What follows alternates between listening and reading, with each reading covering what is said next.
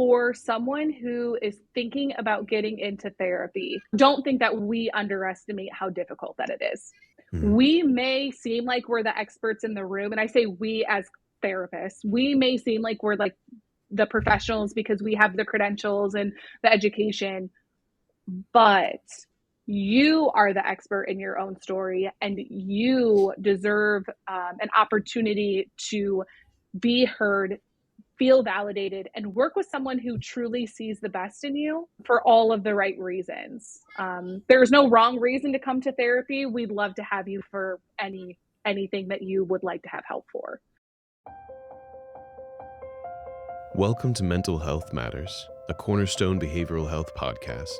I am your host, Caleb Folkerts, licensed psychotherapist and founder of Cornerstone Behavioral Health. This podcast brings you the knowledge, insight, and real human stories your providers wish you knew about mental health. In each episode, you will hear real conversations with the professionals who support mental health across the full continuum of care. Our guests include therapists, psychiatric nurse practitioners, primary care physicians, frontline clinicians, and leaders throughout the industry. Together, we explore their journeys into the field, the people they work best with, the tools and strategies they rely on, and the lessons they have learned from years sitting with clients during some of the most important moments of their lives. If you want to understand your own mental health more clearly or find the right provider for your needs, this podcast will help guide that next step. This is Mental Health Matters. Welcome to the session. Salina Stuart, welcome to the show. Hi, thanks for having me. Absolutely. Before we dive in, could you maybe just introduce yourself for the audience? Yes. Hi, everyone. I'm Salina Stuart. I am a LISW-S. So I started my journey as a therapist 6 years ago. So I have quite a few passion points. I think I did a little bit of everything, I think as most clinicians do to start. Very passionate about trauma-informed care, specifically EMDR, but I've done work with CBT and also ran a program that has DBT. So DBT informed work, but really just looking forward to continuing working with people and sharing their stories and walking with them through therapy. Love it. We'll dive into more of that, sort of unpack more down the line, but I curiously start with the question typically of, before you were a therapist, who were you, Salina? That's a great question. Before I was a therapist, I was an ally. I was a continued passionate person for mental health and substance use. I come from a really small town where there's a lot of substance use issues, but not a lot of treatment and not a lot of help for it. So before I was a therapist, I asked everyone that would answer the question, what did you get a degree in and why? So at the time I was getting my undergraduate degree, I was working at a mental health agency for youth. And I asked everyone, what degree do you have? Would you do it again and why? And at the time I had a supervisor. I was working in a residential unit, so high acuity clients. And I had asked her, what was your degree in and would you change it? And she said, if I could go back, I would get a master of social work. You could get a job anywhere. You could be licensed, unlicensed. But she really tried to instill in the importance of that generalized education where you could choose what your passion points were and follow through with those. So I had heard about Ohio State doing a hybrid option and I applied. Their deadline was, I found out about the program. Their deadline was 2 weeks later. And I said, why not? So I got accepted and started. I graduated from Bowling Green State University in that spring. And by that fall, I was at Ohio State getting my MSW. So it went really quickly, but I continued to work at that agency while I was getting my master's degree and was just really trying to get my footing and figuring out who I wanted to be when those 2 years came to an end. Yeah. I admire the foresight to ask and like just farm people for data as far as like just what did you do, why did you do it. I feel like that line of questioning, like coupled with shadowing, I feel like that's a surefire way of figuring out what you actually want to do with your life. So Yeah. good on you for going down that route. So from the inception of like the idea of becoming a therapist through to like full fruition, what was the journey of becoming related to that transformation? Yeah, so I was working in a residential facility with youth. So there's a safety component as to why they could not be home. So very high acuity clients in a 8-bed residential unit. So at the time, looking back, there's a good group of us, a good core of us who were working there, all of us getting master's degrees in mental health related fields. And part of, I would attribute the therapist that I am today is so much of learning from those other people.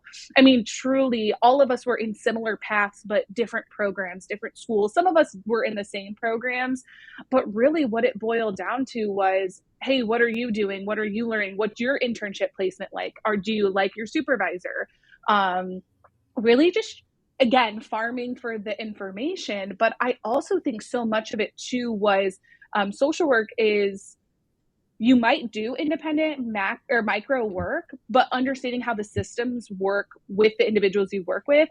And I won't name drop her, but there was one of my coworkers in particular that I attribute so much of my macro knowledge to her to this day, because she was the one who would always tell me in specifics, but watch the legislation, watch what's happening on these bigger levels, because this is going to trickle down. And I don't think with that knowledge I could be where I am today, honestly, and have the understanding that I have. So all of that to say, I learned a lot from the people that I worked with and the experiences that we were in. I mean, truly, these high acuity clients and families, you learn so much so quickly, whether or not that's your intention. You just do. And then when I was doing a master's level internship, I had some really amazing supervisors. I had more than one. I was at an agency with quite a bit of turnover and attrition. So a couple independently licensed social workers threw their hats in the ring and supervised me. One I actually stayed with who supervised my independent hours. And honestly, that journey of just learning everything I could from anyone I could, I think that's what kind of gave me that flexibility that I have now of being able to roll with a lot of different situations, and just have flexibility with my clients and understanding that what we're talking about in the moment is not always what we're just talking about in the moment. So much of it is all the things that have happened. I often tell my clients it feels like it's only about the thing that's happening right now, but in all reality, it's all of the things that happened leading up to this that are playing in the background. So, yeah, I think that all of those experiences really shaped my clinical approach. Yeah, yeah. So the philosophy that everything is connected. I mean, we have distinctions, say in like academics, but all things thread towards a general knowledge, Mm-hmm. regardless of subject. So yeah, love that. Everything is ultimately connected. Yeah. That's true in clinical work as well as academics. What did it feel like during that time frame whenever you were first able to start working with clientele? So I know there's a lot of energy, there's a lot of buildup, there's a lot of ideas, visions that we have, but yeah, what was it like whenever you got to finally jump in? Wow. Well, let me just say, I started seeing clients in officially as a clinician in June of 2020. That was my first Wow. clinical job. So, height of the pandemic. Yep. So, personally at that time in my life, I was looking to move. Um, I had actually interviewed at Nationwide Children's Hospital. Was looking, their behavioral health pavilion had literally was just opening. My goal was to get in on the ground floor, and then COVID happened, and I kind of was in a position where I just felt like I don't know that I can make this big move and this big jump with the way the world is Sure. right now. And I'm sure a lot of us graduating at that time felt that way. It was just very uncertain. So when I finally got to the point where, so I'd interviewed, stayed local to where I was living. So honestly, when I started that, I was super excited, but nervous because I did not know how that was going to work within the system I was working in, because I was working in a situation where youth were incarcerated, but no visitors. Like my very first day, I said, well, how do they get visits? And they said they don't. So when did they see Mm. their parents? On video. So I was walking into an arena that I was familiar with, however, under these really, really strict guidelines and circumstances. And I just remember thinking, like, how am I going to connect with these kids as parents if I can't even see them, like, in person, if they're not in the building? And, especially for kids being admitted, I had, said to my director at one point, like, how can these parents be comfortable with their kids living here if they've never even seen this building? Like, how does that work? And yeah, so I think going back to the original question is I was excited, but then when I got into it going, okay, we've got some really serious barriers that we have to overcome and find some really creative ways to do it, um, in a very short period of time, to what I felt like was a very short period of time or should be a short period of time. It was a tall order. It was. Yeah. I have a lot of respect. I think maybe in a different but parallel way, because that is whenever Cornerstone started, was in March of 2020. I can parallel with how new, the things were and how adaptive the world demanded us to be. And even though might have been at different points on like the clinical journey.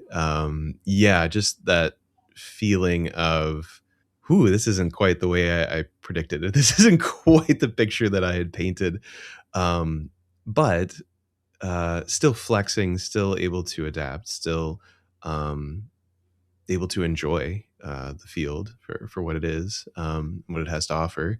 So you had gone a lot of heart for youth, definitely coming through, and I know at Cornerstone, seeing adults working with that population, how has that transition been? Again, I know passion for youth is not diminished, nor do we want to diminish that.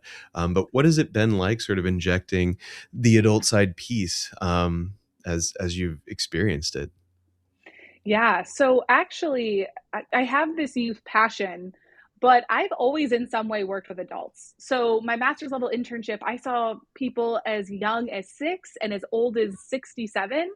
Um, Yeah. and then, in my previous clinical role, I was doing family counseling. And sometimes that was with the youth and without the youth. So really always working with adults in different ways. So I think that part of that passion though comes from the fact that we were all kids once. We've all experienced Yes. these things to some level, and being able to help an adult who says, you know what, I can look back and go, I can pinpoint now through some insight, through some therapy, or just through some self motivation, looking back and going, oh, this is what happened to me, and now I understand that I feel differently, and being able to just walk that with somebody and understanding that we've all gone through the pain of childhood and adolescence in one way or another, and although all of our journeys are different, we can share a common language of going, Mm. now that you're an adult, you can look back and go, that wasn't really how that was supposed to happen, or that wasn't how I quite remembered it. And being able to be an adult and have that backwards reflection, I think is powerful. It really is. Yeah, absolutely. That tends to be a special heart in the field. That that heart for youth.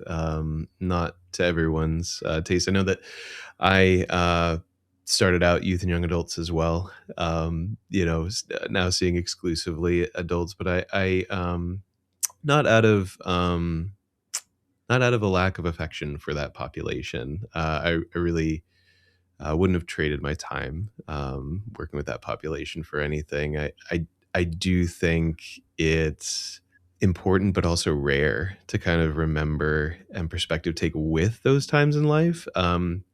sometimes things were so traumatic for people that, there's sort of a fugue state, and now I'm an adult, and there's just a lot of blanks, in on the Rolodex in retrospect. But yeah, I think, sometimes we grow, and whether it was trauma or it was just difficulty, who would go back to high school? Not many. Um, Right. but but regardless of that, I think that there's a lot of worth in client work to remembering the milestones of human development, because there's a lot of gold that is buried there as far as working with adults. There's certainly briefer therapy modalities, but probably a reason why the original, Freudian, the psychodynamic piece today is really focused on the past, is there's something there. So yeah, not that you're strictly psychodynamic or Freudian, but yeah, there's definitely something there as far as awareness of the past and lifespan. So, here you are working with adults at Cornerstone Behavioral Health. Very happy to have you. And now you are, in addition to seeing clients directly, in a supervisory capacity, very excited to have you supervising social workers here at Cornerstone. So you are sort of full circle to your village mentality that you were noting, just gleaning something from everybody in the environment that you were in as a trainee and then beyond. So now providing that in reflection, what would you highlight to those that are looking to work with you? Yeah, I would just love to highlight that I am there as a sounding board, as an Mhm. advocate, as a supporter. I don't want anyone to ever feel like they come into a session with me and they have to tell me everything that I want to hear, or that it's my job to guide the session. Really, I think a lot of times with my clients, they are very grateful for some flexibility. Is at the end Hmm. of the day, I just want you to be a happy human. Um, and also, I want to address the things that you think are relevant. I don't ever want someone to come into a session and say, "Oh, well, I want to work on this," and I'm like, "Well, last week we said this, so we're going to do that anyway." Um, that's also the beauty of EMDR. I will shamelessly plug it every chance that I get. Is that EMDR is one of those wonderful things where I explain to my clients that you drive the car. I really just sit in the passenger seat and kind of give the GPS directions. It's really about what you think is going to be the most helpful. And I even think some clients from my past would say, um, she gives me too much choice sometimes, because I'll say, "Oh, well, do you want to work on that or this?" And they'll say, "Well, what do you think will be helpful?" And I'll say, "Well, you tell me what's helpful." The classic redirect. Yeah. Um, so for those that are listening that are maybe unfamiliar with, they might have heard EMDR as an acronym, but could you sort of, parse that out and then maybe provide just a brief orientation to what it is, who it's for, as far as struggle points? Yeah, absolutely. So EMDR is eye movement desensitization and reprocessing. However, it's not just that. So EMDR is where we activate a previous memory, and then we use bilateral stimulation to help work our body's natural logical part of the brain, while the best way to describe it is distracting the emotional part of the brain. So we Mm. have these two parts of the brain that work simultaneously while we're doing this bilateral movement. And the goal is to come to more adaptive or more positive belief systems about that situation. So, Mhm. when historically, EMDR has really been used for trauma, it continues to be used for trauma. And I don't mean big T traumas. I don't mean just the worst thing that ever happened to you. It could be like in kindergarten, one time you peed your pants in front of everybody and it was really embarrassing. Mm. It could also just be something that you remember a situation some way, and your belief about yourself as a result is that you're not good enough. We could take that experience, and our whole goal is to reframe that into whatever your brain decides that more adaptive belief is. So sometimes it goes from "I'm not good enough" to something like, I did the best that I could at the time. So really the goal or the target population is kind of anybody. EMDR can be used for those negative cognitions that's associated with like depression. It can be used for anxiety. It can be used for eating disorders. It can be used for OCD. I mean, the clinical scope is really wide, and the more clinicians that are being trained in EMDR, the more that we're learning that reach goes. Yeah, well said. Clarification again, for anyone listening, is that bilateral piece that Celine was going into is essentially movements, activities that stimulate both sides of the brain, which creates a sense of calm. So it activates that parasympathetic, that sort of rest and digest is the simple way of putting it, part of the brain. But yeah, really well put and well parsed out.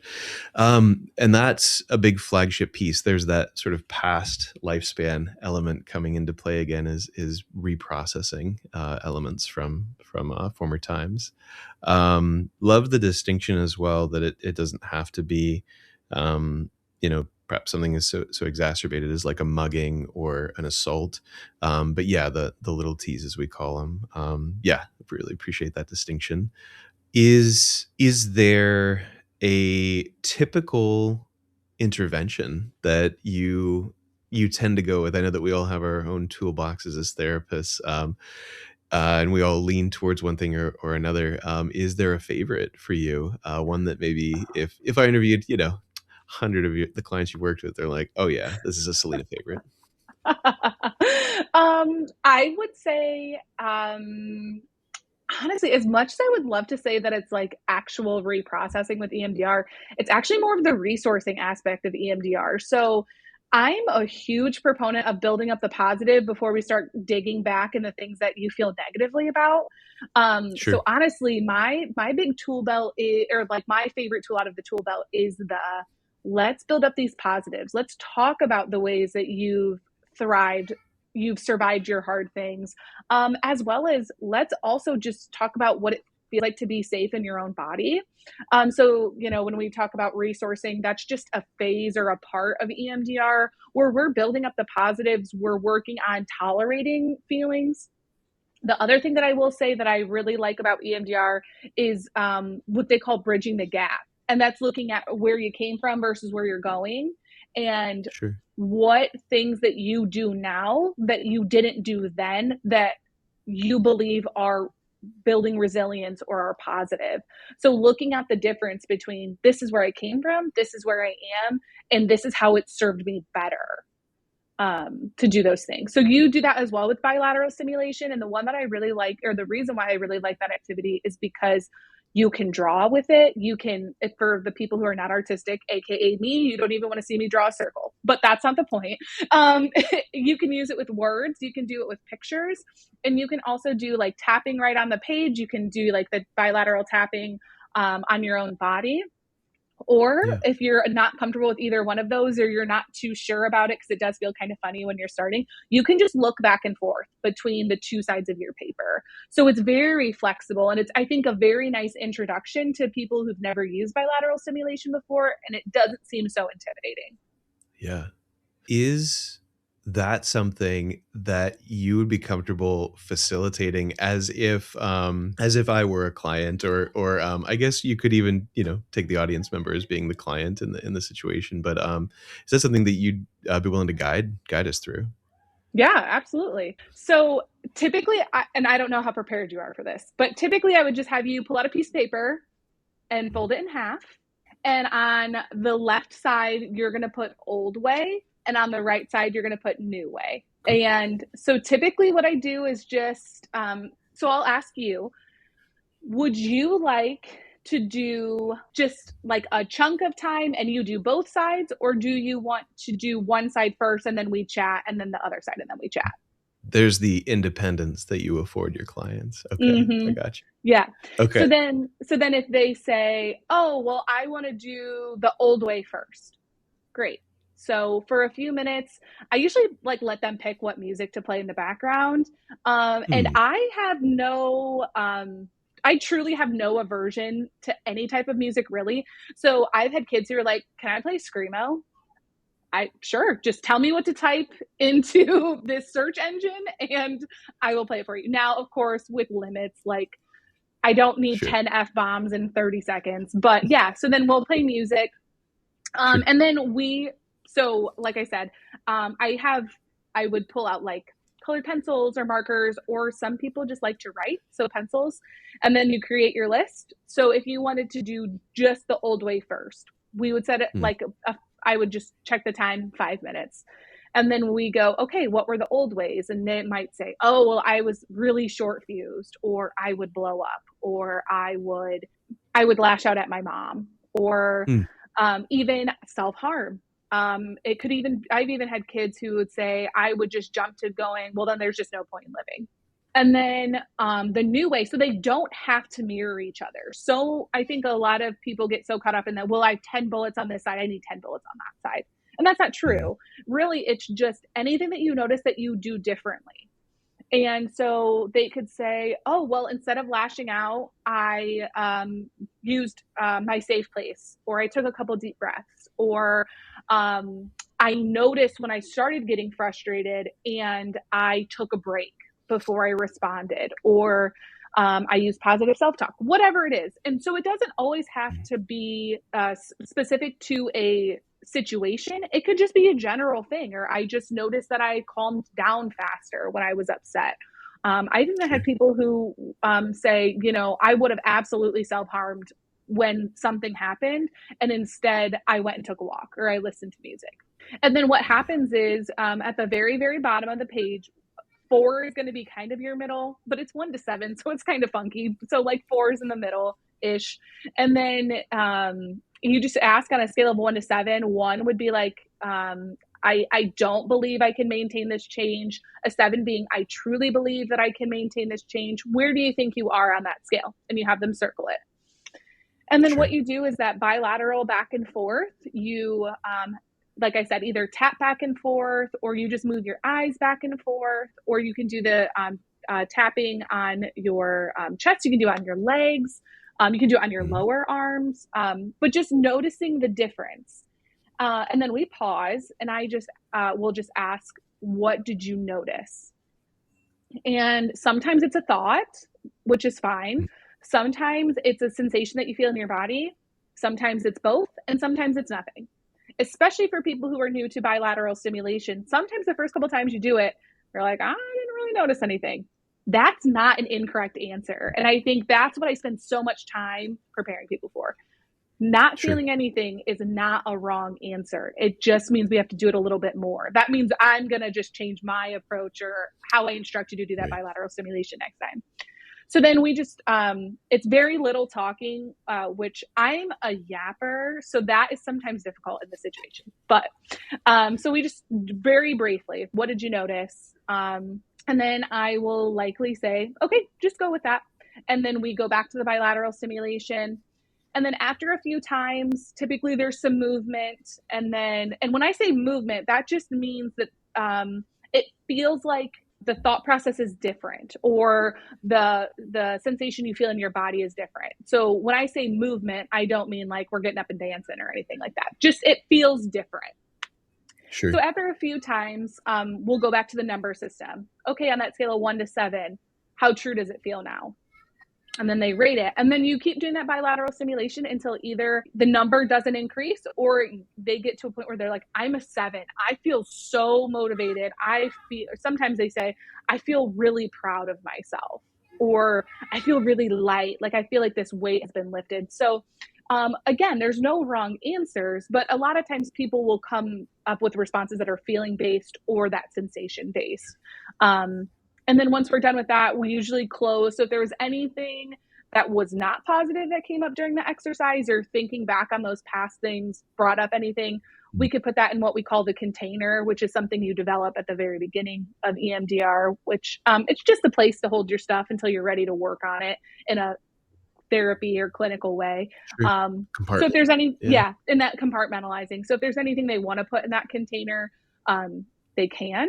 Or we can just end with a brief mindfulness, and just a general, what did you notice? How do you feel? Kind of wrapping up the session. Yeah.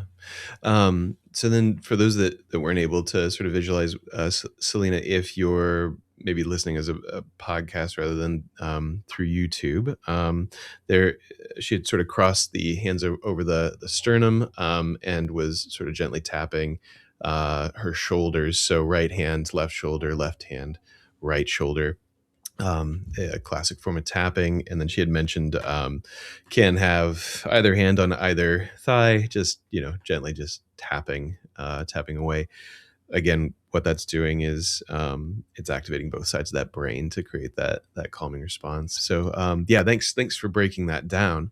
Whenever you're first setting out to work with a client, first session, what are you hoping that they take away? What are you hoping that they experience? There's a lot going into that first session on both sides, client and clinician. Yeah, what would be your hope for the client?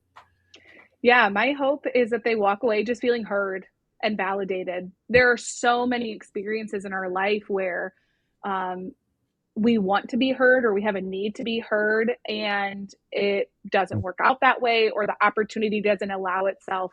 So really, my goal is to not be another person who doesn't hear you.